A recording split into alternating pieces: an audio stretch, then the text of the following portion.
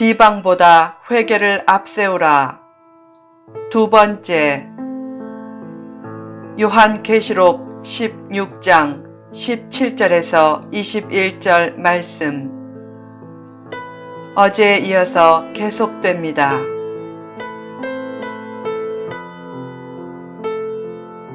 2.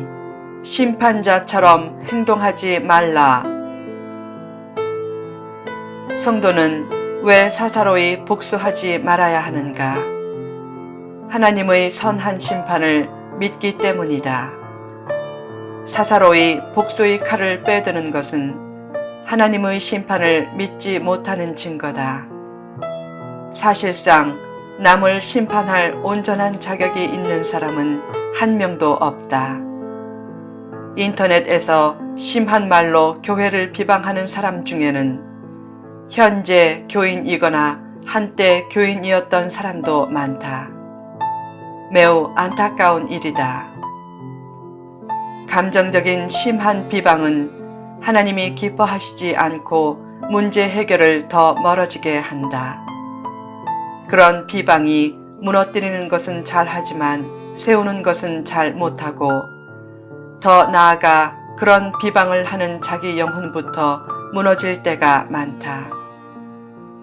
냉철하고 바르게 선한 바람을 불러일으키기보다 뒤집어 엎으려는 사고와 언행을 가지고 비방하면 그런 태도를 통해 선한 열매가 맺히기 힘들다. 원한을 푸는 문제나 원수 갚는 일은 오직 하나님께 맡기라. 3. 비방보다 회개를 앞세우라. 징계와 시련의 목적은 회개다. 징계받는 사람들이 오히려 하나님을 비방한다. 회개 대신 비방을 앞세우면 더욱 파멸에 처한다. 잘못한 것이 없다고 여겨도 시련이 닥치면 일단 그때를 회개 기회로 활용하라. 회개 기회를 잘 포착해야 복의 기회가 잘 포착된다. 하나님을 가장 확실히 만날 때도 회개할 때이고, 하나님의 은혜를 가장 많이 받을 때도 회개할 때이다. 시련 중에는 비방보다 회개를 앞세우되 비방과 관련해 특히 주의할 것이 있다. 첫째, 잘 모르면서 추측성 비방을 하지 말라. 둘째, 자기 중심적으로나 감정적으로 비방하지 말라. 셋째, 신세를 졌고 은혜를 받았던 사람에 대한 비방은 최대한 주의하라. 넷째, 어떤 일이 있어도 하나님의 이름만은 비방하지 말라. 다만 명백하게 틀린 것에 대한 말조차 비방하지 말라는 성경 말씀을 내세워 완전히 틀어막으면 안 된다. 극단적인 이원론을 전파하는 한 부흥사는 자주 이렇게 설교한다. 여러분, 목사 비방을 주의하세요. 목사의 은혜를 생각하면 목사가 죽을 죄를 지어도 침묵하세요. 하나님의 종인 목사를 어떻게 함부로 비방합니까? 목사가 병들어 신장이 필요하면 30세 이하의 청년들은 자기 신장 하나를 기쁘게 내주겠다고 나서세요. 영혼의 때를 위해 악한 육신을 잔인할 정도로 거부하세요. 성도들에게는 영혼의 때를 위해 헌신하라면서 집을 바치게 하고, 정작 자신은 이 땅의 때를 위해 초대형 교회를 건축한다면 얼마나 모순인가. 육신을 악하게 보고 영혼을 선하게 보는 이원론 설교는 신령하게 느껴지지만 위험하다. 예수님은 몸으로 부활하셨고 성도도 몸으로 부활한다. 기독교는 몸도 중시하고 몸의 행실도 중시한다. 기독교가 윤리적인 종교는 아니지만 보편적인 윤리보다 못한 가치관을 가진 믿음을 내세워 보통 상식을 말살하지 않는다.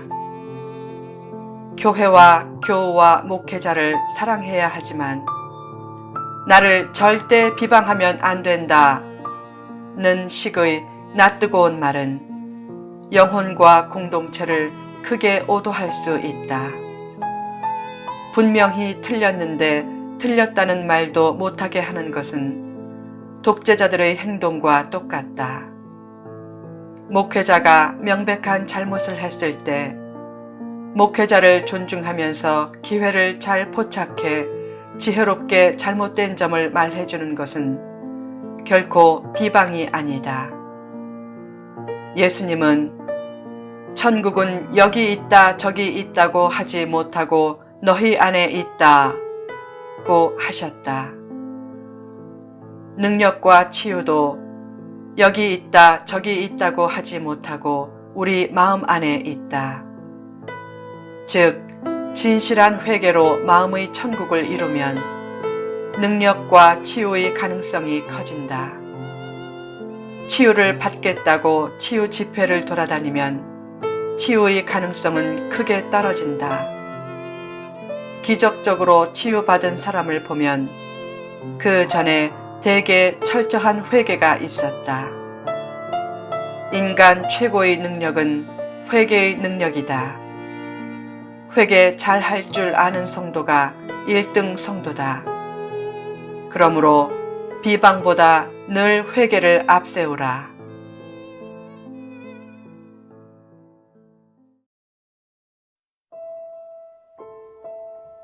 공짜 의식을 극복하라. 비방과 정죄를 잘하는 사람들을 보면 대개 모임 승차 의식과 공짜 의식이 그 의식의 밑바탕에 깔려 있다. 서양에서 성공적인 삶을 위해 가장 많이 언급되는 격언은 There is no such thing as a free lunch.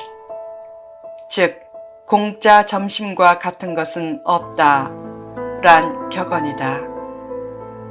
공짜 의식은 불신과 분노와 시기와 질투와 상처와 갈등의 근본 원인이 될 때가 많다.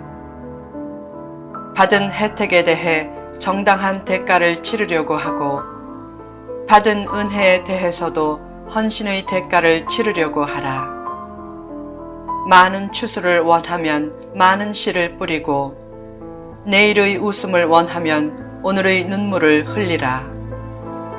그런 의식을 가지면 남이 쌓은 탑을 무너뜨리는데 연연하지 않고 자기 탑을 쌓는데 매진하게 된다.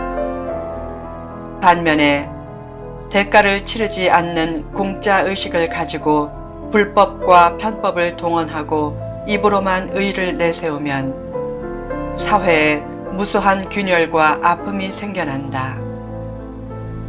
의를 내세우며 소리만 높이는 모습은 대개 공짜 의식에 젖은 모습이다. 공짜 의식을 가진 자칭 의인이 넘치면 사회 갈등과 인간 갈등은 커질 수밖에 없다. 그런 불의와 불행을 줄이려면 공짜 의식을 극복하는 사회 분위기를 확산시켜야 한다. 공짜 의식을 극복한 사회가 선진 사회다. 대가를 치를 줄 알아야 한다.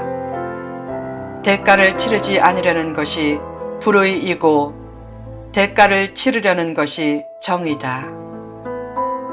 자신에게 냉철한 분별력이 부족해도 한 가지만 잘 버리면 대략 지혜로운 분별의 삶을 살 수 있다. 그 한 가지란 바로 공짜 의식이다. 왜 교인들이 하나님이 제일 싫어하는 기복주의에 빠지는가? 공짜 의식을 극복하지 못했기 때문이다. 왜 불법 카피가 난무하고 저작권 인정에 인색한가? 역시 공짜 의식을 극복하지 못했기 때문이다. 의를 원하면 말로만 의를 내세우지 말고 먼저 행동으로 대가를 치르려고 하라.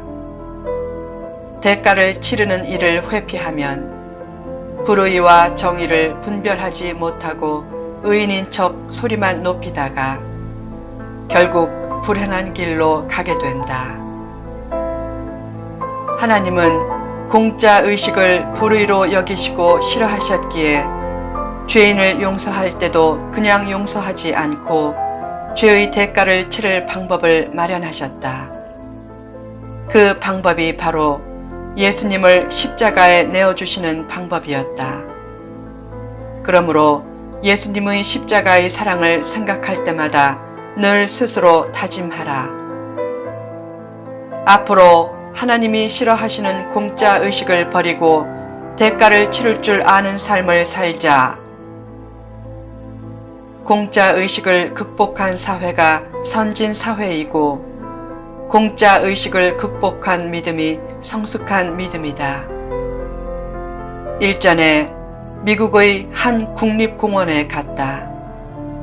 국립공원 지경에 들어서자 입장료를 내는 키오스크, 즉 가판점이 길가에 있었는데 거기에는 사람이 없고 자동 입장권 판매기만 있었다. 또한 톨게이트나 턴파이크도 없었다. 자유롭게 그냥 구경하고 가도 되지만 방문자 센터를 가보자 사람들이 자발적으로 줄 서서 입장료를 내고 있었다.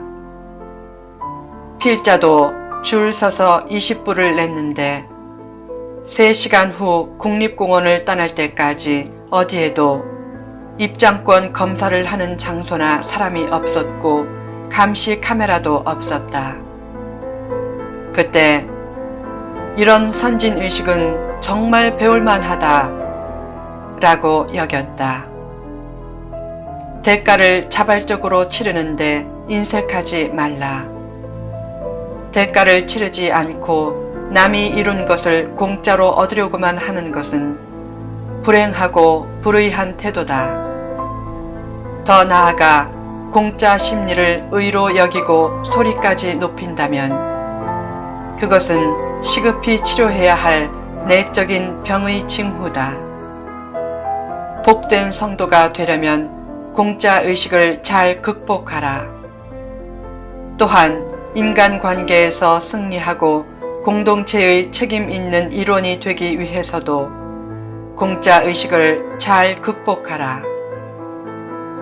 예수 믿고 인물이 되려면 공짜 의식을 잘 극복하라. 또한 자녀를 인물로 만들려면 공짜 의식을 잘 극복하는 교육을 하고 스스로 모범을 보이라. 인색하게 아끼려고만 하지 말고 정당하게 벌고 정당하게 내라. 더 나아가 꿈과 비전을 키워서 풍성하게 벌고 풍성하게 내라. 공짜 의식을 잘 극복해야 더욱 가치 있는 것들이 주어지고 더욱 쓰임받는 인물의 길로 갈 수 있다.